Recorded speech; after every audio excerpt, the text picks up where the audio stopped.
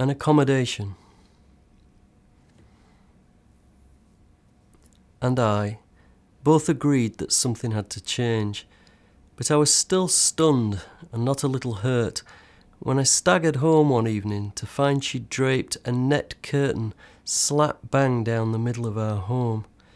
She said, "I'm over here and you're over there, and from now on, that's how it's going to be." It was a small house, not much more than a single room, which made for one or two practical problems. Like, the fridge was on my side and the oven was on hers, and she had the bed while I slept fully clothed in the inflatable chair. Also, there was a Husker Du CD on her half of the border, which I wouldn't have minded hearing again for old time's sake, and her winter coat stayed hanging on the door in my domain.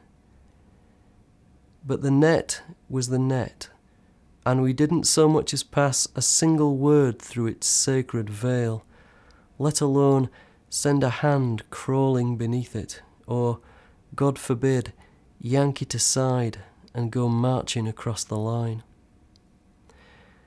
Some nights she'd bring men back, deadbeats, incompatible, not fit to kiss the heel of her shoe. But it couldn't have been easy for her either, watching me mooch about like a ghost, see me crashing around in the empty bottles and cans. And there were good times too, sitting side by side on the old settee, the curtain between us, the TV in her sector, but angled towards me, taking me into account. Over the years, the moths moved in, got a taste for the net, so it came to resemble a giant web, like a thing made of actual holes strung together by fine, nervous threads. But there it remained, and remains to this day, this tattered shroud, this ravaged lace suspended between our lives, keeping us inseparable and betrothed.